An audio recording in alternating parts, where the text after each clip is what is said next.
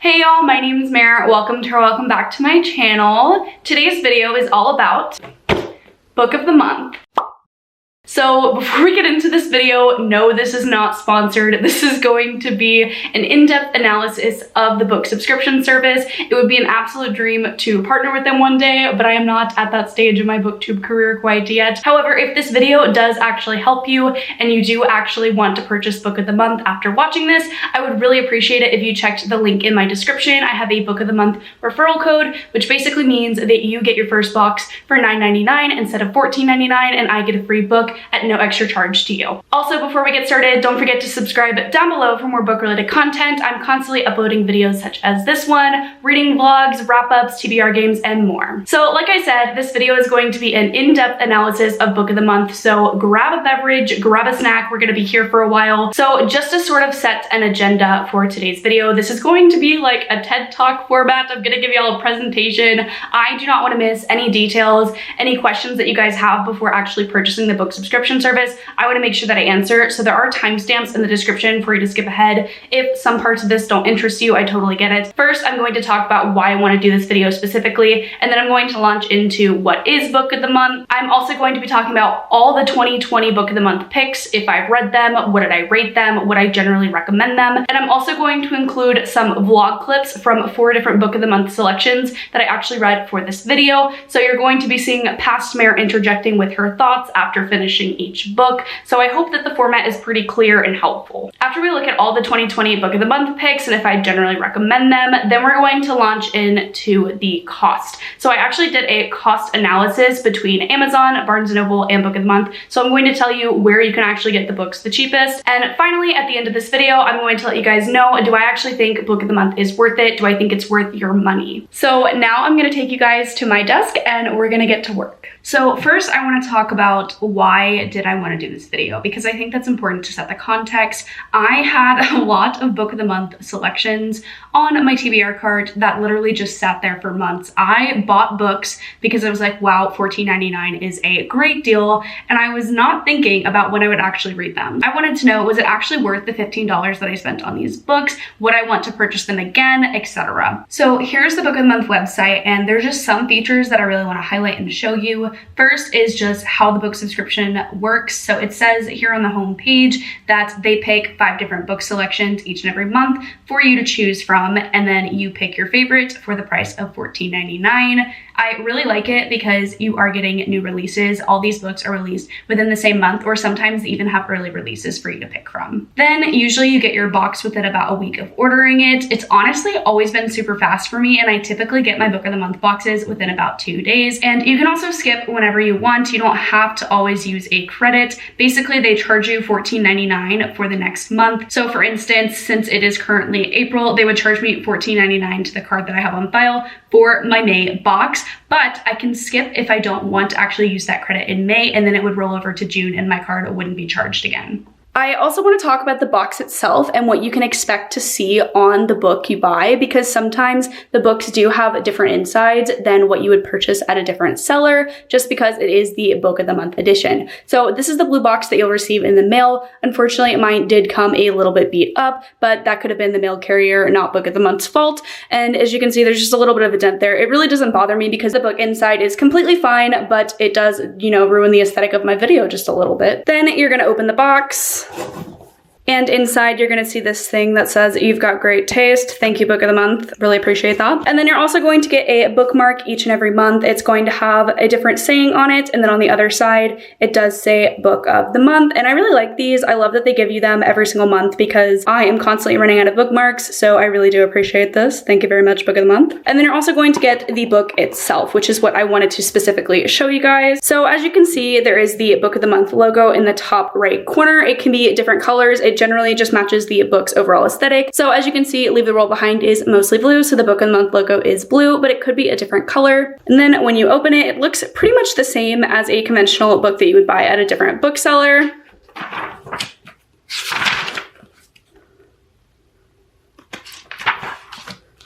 You might be missing some things such as book club guide discussion questions or certain pages that a typical book would have, but honestly, I skip those pages anyway, so it's not a big deal to me. So this is Leave the World Behind underneath the dust jacket. It's very, very different from any book that you would buy at a book retailer. So it has the Book of the Month logo once again, as well as the date that this was a selection for. And then here's the spine. It has the Book of the Month logo once again, the title of the book, and then the author's name. And this is very uniform across all of their Book of the Month selections. So every single time that you purchase a book, this is what it is going to look like, except with different colors. I just wanted to share this with you guys in case the physical appearance of the book was an important decision for you in purchasing Book of the Month. One feature that I did want to talk about really briefly is this idea of book clubs. Basically, you just create a club. It's really easy, and you can talk about a Book of the Month selection with some of your friends, and everyone will get the same book for the cost of $14.99. So it just kind of makes the process more streamlined of actually hosting a book club. So as it says here, one member would create the club, then you can view the best of the book club reads, and then you can pick your book and have it shipped to your house, which is just really nice and convenient if you want to start a book club, but you don't want to do all of the legwork. So I just logged in to the site because there's some features that I want to show y'all that are only accessible that way, but it actually just popped up on the screen here if you want their app and how you can actually get it. And I do have the app on my phone, so I want to show you that really quick. Also, the app is available for both iPhone and Android. So this is the page that you're brought to when you open up the app. It's typically just the monthly selections. I'm going to quickly navigate through the app, and then I'll have a screen share right here for you to see what it looks like. But I've already shipped my April box, so I can't select another book, but I could also add it to my box if I wanted to pick it as an add-on for the next month. So say I want The Hunting Wives, I can add it to my box, and then it'll ship with my next one. It's pretty easy to use. I like it because it's more accessible than the website sometimes, because I like to look when they first release it, and sometimes I'm not always home to pick my box. But you can also look at the different add-ons that they have for each month. You can look at your TBR shelf, which you can create. I personally don't use that feature. You can also look at your bookshelf, so all the previous books that you've purchased through Book of the Month, you can actually rate, and it'll give you different badges and such. And you can also add your own thoughts to each book, and you can also see how other members liked it. So for instance, Mexican Gothic, 42% of members loved the book, 44% liked it, and 14% did not. You can also see your account features right here. I'm not going to go into that just in case there's personal information, but there is something called BFF Rewards, which I did want to actually talk about, but I'll show you guys that on my laptop really quick. So I wanted to chat about BFF Rewards, and this is something that you can unlock after purchasing 12 boxes through Book of the Month. So you do have to have the subscription for at least a year. I currently do not have it. I have 5 more boxes to go as it says, but I do think that there are some really cool features of the Book of the Month BFF, so I did want to mention it in this video. You can see different benefits that you'll get after unlocking this. So once I become a BFF, then I get a welcome tote on my 12th box. I also get a birthday gift during my birthday month, and I also get 1 free book at the end of the year between the Book of the Month finalists. It also looks like Book of the Month has an exclusive customer service line for those who are in the BFF Rewards program. One last thing that I wanted to talk about on their website is the Refer a Friend feature. So like I said in the beginning of this video, I have my own referral link linked down below in all of my videos, but you can also have that referral link as well. So if you sign up for Book of the Month, you get your own custom URL, and then every time you send that link to someone, then you can also get a free book, and they'll save $5 off their purchase. So you don't have to be an affiliate with Book of the Month, you just have to be a Book of the Month subscription user, and then you'll get your own referral link, which is a really cool feature, because if you convince some of your friends to get the subscription service, then you're also getting a free book back. That was all I wanted to share about the website, which I will have linked down below in my description if you do want to go explore that yourself. But I wanted to point out some features that I found really useful about Book of the Month. And now I want to go through all the 2020 books that were picked by Book of the Month and tell you my thoughts on them, if I've read them, and if I would or wouldn't generally recommend them. So when I am saying that I would recommend a book, it doesn't mean that I gave it 5 stars.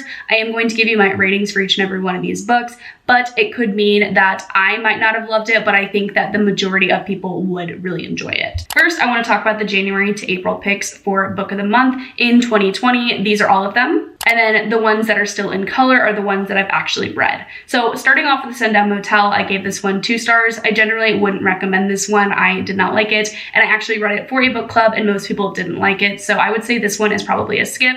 However, the second pick from this page was Beach Read, and I adored it. I gave that one 5 stars, and I would generally recommend that to anyone who is starting out in the adult romance genre, because this is one of the first adult romances that I ever read, and I loved it. The third book on this page that I want to talk about is The Guest List by Lucy Foley, and I gave this one 5 stars as well. So I really enjoyed this one, and I would generally recommend this one to anyone who likes an isolated, cozy mystery. Now moving on to May through August. These are all the book selections that they had. And then these are the ones that I specifically read. So as I said before, Past Mare was going to interject with some vlog clips because I did read 4 books specifically for this video. So now you're going to hear from Past Mare about her thoughts on The Death of Vivek OG. Wow, this book was an emotional roller coaster, and it's not the sort of book you enjoy. I don't want to say that I enjoyed this book, but it is expertly written. You can tell that Emezi is a very talented writer and knows how to tell a narrative. And this book was structured in a very interesting way. So The Death of Vivek OG follows the death of Vivek OG. You're following Vivek throughout his lifetime, and you know, basically, based on the title in the first sentence of this book, that he is going to die in some way, shape, or form. And there's kind of this mystery subplot to it in sort of figuring out how he actually died, which does eventually get revealed in this book. But overall, this book is just an exploration of grief and an exploration of how different people deal with that grief, which I really, really liked. I think that was definitely a strong point in this book because you're getting to see how everyone in Vivek's life deals with his death. You're seeing his mother's side, you're seeing his friend's side, you're seeing people he was in a relationship with side. And it was just such an interesting way to tell the story because you're kind of going back and forth between past and present, and you're never really told when you're in what timeline. And it's sometimes kind of unclear what perspective you're following from. If you miss the chapter title, you miss the whole context of the entire chapter because it switches back and forth between a lot of different characters. I really liked how it was unfolded. I think that Emezi did a great job of making sure that each person had their own voice and of making sure that the story flowed in an effortless way. It was definitely interesting knowing that Vivek OG died at the very beginning of the book because it kind of prepares you for this grief that's going to come, but also at the same time it blindsides you all over again because you've grown attached to Vivek, and so you now know his story and how he died, and it's very, very tragic. Again, I don't want to say I enjoyed this book, but I really appreciated it for what it was, and I ended up giving this one 4 stars. I think that it is definitely a great recommendation if you're looking for a very sad literary fiction book. Look no further because The Death of Vivek OG is definitely that. Now, moving on to a book that was not so great is The Shadows by Alex North. I gave this book 2 stars. It was super confusing, and I actually wouldn't recommend this one to anyone. Now that I think about it, I'm pretty sure I initially gave this book 2 stars, and then I lowered it to a 1-star rating it because I hated it so much. So definitely a skip for me. The next book on this page is The Vanishing Half by Britt Bennett, and I gave this one a 4.5. I would definitely recommend this one to any reader who likes literary fiction. It is great. Then The Night Swim, I'm pretty sure I gave this one 2.5 stars. It wasn't for me, but I really respect the concepts and the themes in this book, and so I would generally recommend this one, even though I personally didn't love it because of the writing style. Then we have Head Over Heels, and this one I'm pretty sure I gave 3 stars. This one was okay, but honestly, I would skip it if I were you. I don't think that this is a book that I'm going to go out of my way to recommend to people. It's a gymnastics sports romance. The next book on this list is One to Watch. I gave this one 5 stars. Loved it. If you're a fan of The Bachelor, highly would recommend this one. Then I read Mexican Gothic, which I actually did read for this video. So again, here's Past Mare telling you how she felt. Hi friends, so I've officially finished Mexican Gothic and I gave this one 3 stars. So this is a book that I actually really enjoyed at first. I could have seen myself absolutely loving this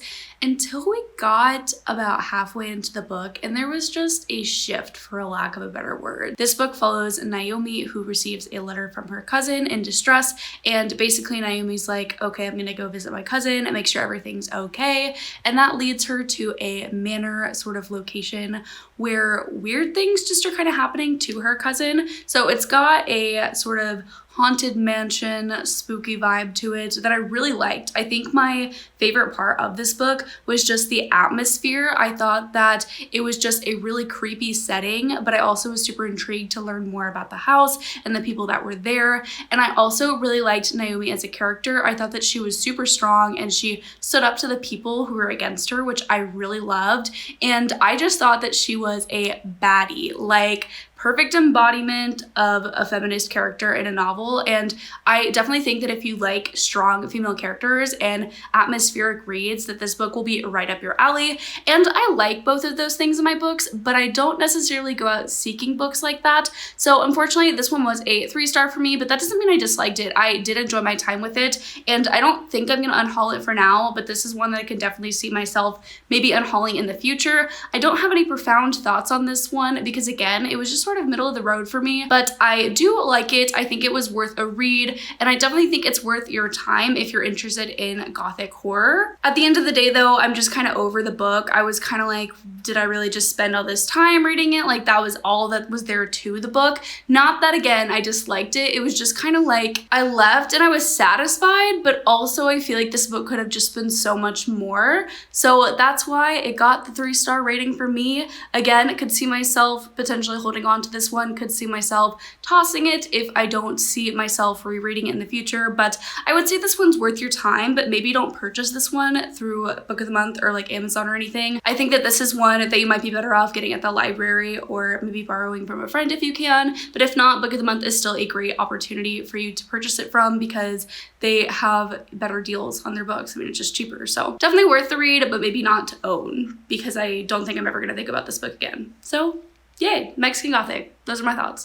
The next book that I read on this page was The Last Flight by Julie Clark, and I think I gave this one a 3.5-star rating. Sorry, it's a little fuzzy, it's been a while, but I generally enjoyed this one, but is it an all-time favorite? No, I would say if the premise interests you, go ahead, pick it up, but this is another one that I'm not running around to recommend to people. But again, it was good. I'm not saying I wouldn't recommend it, I'm just saying it doesn't stand out compared to some other books on this list, such as Home Before Dark, which I absolutely loved. One of my all-time favorite thrillers, 5 stars, definitely has all the creepy house vibes, and I loved it. So definitely go pick this one up if you haven't yet, because I scream about it literally once a month on my channel. The next book on this page is A Good Marriage, and generally would recommend this one. I gave it 3 stars as well. It wasn't a perfect fit for me, but I think that if you really like legal thrillers, then this one would really be up your alley. The last book on this page is The Boyfriend Project. I gave this one 4 stars. I really enjoyed it, but I have heard some mixed reviews on it. I think that the reason I liked it so much is that I wasn't super focused on the romance aspect. I think it's really interesting how it interweaves mystery and romance into one plot line, and for me, it really worked, and I think that it could work for a lot of readers, so I generally would recommend this book, but do be cautioned, it does have a heavy mystery element to it. Now, moving on to the September to December picks, here they are. And then here are the ones that I've actually read. So the first is In a Holidays, which I gave a 2-star rating. I honestly don't really like it, but I can actually see where the audience for this book lies. If you like Friends to Lovers, if you like a good, cozy, fade to black adult romance, this one would be perfect for you. It just didn't work for me because I was really interested in a lot of the elements that weren't super explored. So generally, I would recommend this book to certain readers, but I wouldn't go again out of my way to recommend this to anyone. Then we have Memorial, which again, I read for this video. So hey, Passmare. How you doing? She's gonna talk to you now. This is one that I was actually super interested in, so I'm kind of bummed that I ended up DNFing it. There's nothing super wrong with this book, but I thought that I was going to read it and finish it and maybe give it like 2 stars. So I just didn't want to push myself to finish this book because I didn't think that it was going to be worth it for me. I got about 60% in, which I think is more than a fair chance, and it just wasn't doing anything for me. So this book follows Benson and Mike, who live together in Houston, and they aren't in a relationship, but they're in a relationship, if you know what I mean. So they have a complicated history and they sleep together and they have romantic tension between them, but they don't actually have a label on it. And everything kind of starts to spiral once Mike's father is terminally ill. So basically, Mike leaves to go take care of his father, and the story sort of sets off from there. And I don't know how it resolves ultimately because, again, I didn't finish this book. I just feel like I should have been more invested in Mike and Benson's lives than I actually was. And because I knew that there was probably going to be an emotional scene at the very end, just because of Mike's father being terminally ill, I'm sure that something would have come out of that. Just the fact that I wasn't feeling any sort of connection to these characters, I didn't think that it would have any emotional payoff for me, so I decided just to put it down because, again, it just wasn't worth my time in the moment, because why read a 2-star book when you can read a 5-star book? Like, that just doesn't make sense to me. But I do think that if you're interested in the story and you like more of a slow burn, perhaps this book could be for you. I don't want to write off this story story as not being for anyone because I think that it has a lot of really great representation, but at the end of the day, the story just didn't engage me and it didn't make me want to finish the book. I'm just not interested in continuing the story, so DNF for me. The next book on this list that I've read is The Invisible Life of Addie LaRue. I give this one 5 stars. I actually have an entire reading vlog to this on my channel if you want to go watch it. It's from months and months ago, so it probably didn't have a personality in it, but I love this book. It made me cry. Definitely worth the hype in my opinion, and I would recommend this to pretty much anyone. The last book that I actually read for this reading vlog was Leave the World Behind, so this is the last time you're going to see Past Mare, and boy does she have thoughts about this one.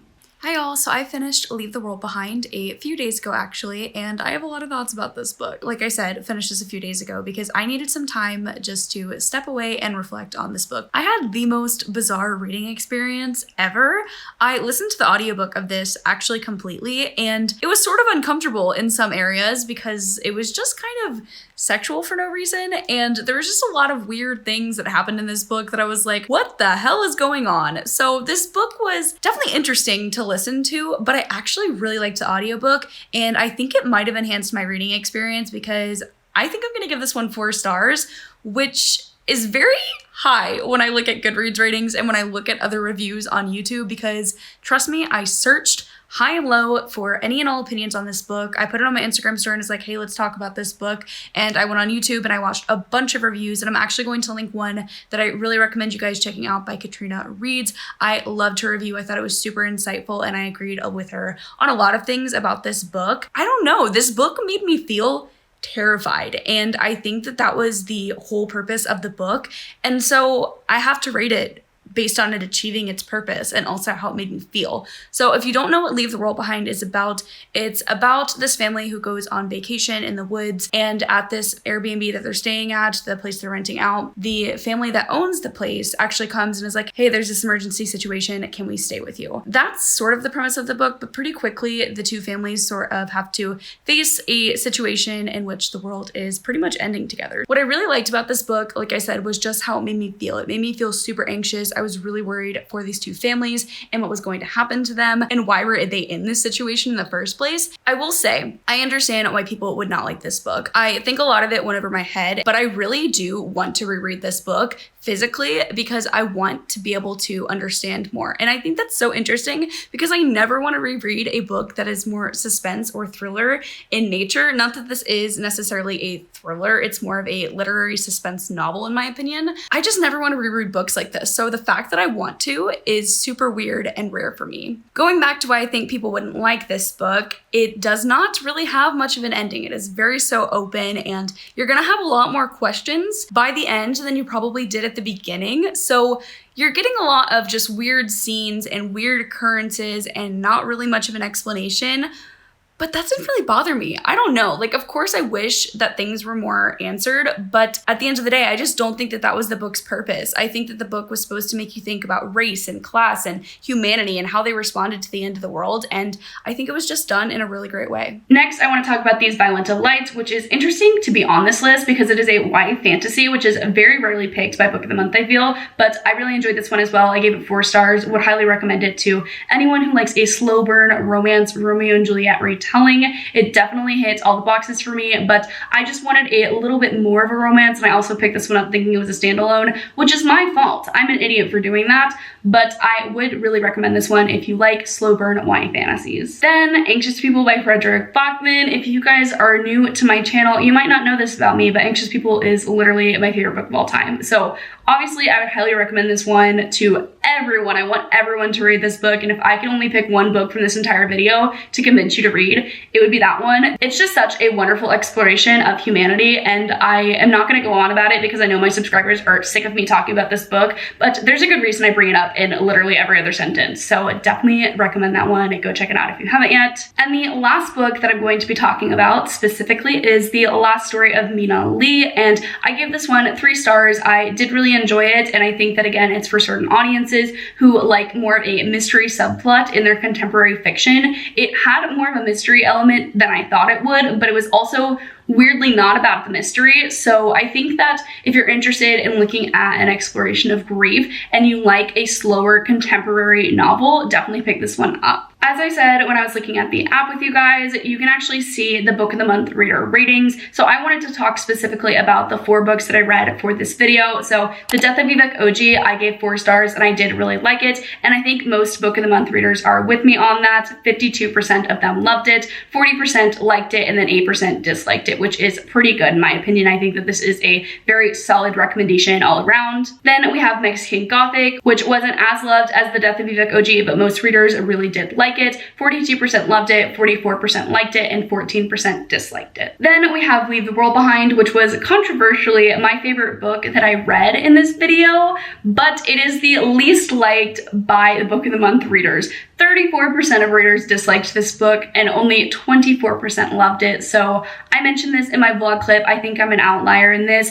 but I personally really enjoyed it. It did exactly what I thought that the book set out to do. So most people might not like this one. That's why I was hesitant to say I necessarily recommend it to everyone. But if you're looking for a thriller that's going to make you feel uneasy, I personally really liked this one. Then the last book that I read for this reading vlog was unfortunately a DNF, and I feel like most book of the month readers felt very neutral about this book. 52% of them liked it, 20% of them disliked it, and only 26% of them loved it. So out of all these books that I read for this video specifically, definitely The Death of Vivek OG and Mexican Gothic were the most popular, and then Leave the World Behind, even though it was my favorite, was the least popular selection, and Memorial was sort of a neutral rating. Now I want to talk about some statistics of the books that we just talked about. So all 60 of the 2020 book of the month selections. I did actually read 20 of the 60 and I DNF'd 1. So that means I read about 35% of last year's selections. 9 of the books that I have were actually purchased through Book of the Month directly, and we're going to do an in-depth cost analysis in just 1 second. And then I also own 3 books that were picked as Book of the Month selections, but I chose not to purchase it through that website. Generally, I'd recommend 16 out of the 20 books that I've read for a 76% success rate. I think that's pretty good.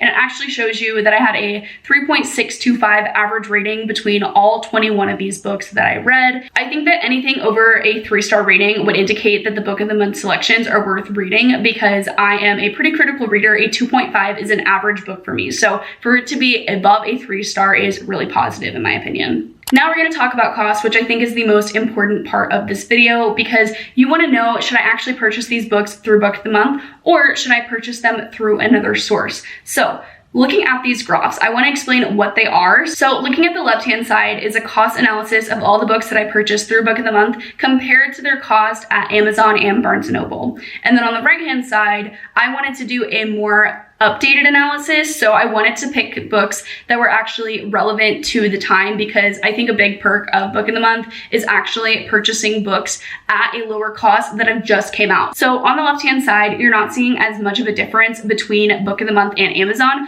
but you have to keep in mind that I bought some of these books months and months ago, so they've had time to go down in price. However, on the right-hand side, I have a graph that shows the books the same month that I researched them that were selections at Book of the Month. So you can see there's a very clear difference between the price at Book of the Month versus Amazon, and consequently at Barnes & Noble. This is looking at that left-hand side that I just talked about. So books that I purchased throughout my entire time of having a Book of the Month subscription service. And I also want to indicate that these books were only counted if they were offered in hardcover everywhere. There were some books such as romances that were only offered in paperback, so I just didn't include them in the cost because I didn't think it was fair to compare them, because you're not getting the same quality of book. So all the books that I purchased through Book of the Month cost me $94.93. If I had purchased them at Amazon at the same time of doing the cost analysis, it would have cost me $105.06. If I had purchased them at Barnes & Noble, then I would have been paying $167.44. So I don't want to say support Amazon, but I will say that if you're not going to be picking up these books immediately after selecting them through Book of the Month, they might actually go down in cost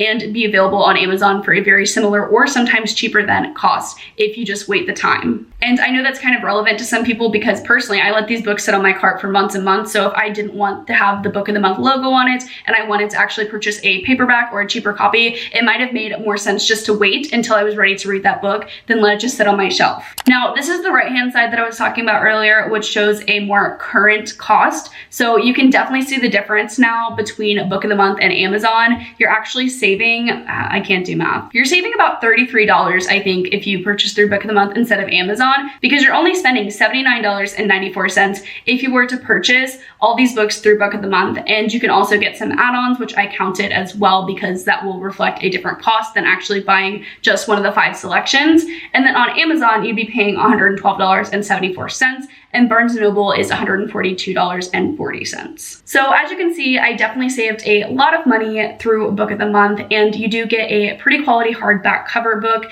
And now we're going to wrap this video up and talk about if I think Book of the Month is worth it for you. Long story short, I do think that Book of the Month is worth the money. I think that you can't beat the cost of $14.99 and sometimes $9.99 for their add-ons if you are going to be reading these books around the time that they're published. If you do let these books sit around on your shelf for months at a time, sometimes it will be very comparable to Amazon. However, it's still pretty much the same price and oftentimes cheaper to purchase it through Book of the Month. So yes, I do think that Book of the Month is worth your money. I hope this video was super helpful and gave you all the answers to your questions about the book subscription service. And again, my referral link is linked down below in the description if you do actually decide to get Book of the Month because of this video. I have it linked in all of my videos as well as my socials and ways to support my channel. I'll also have Book of the Month's information down there as well, so a link to their website and anything relevant that I talked about. And yeah, thank you guys so much for watching. I really do appreciate it so much, and I'll see you guys in the next video. Bye y'all!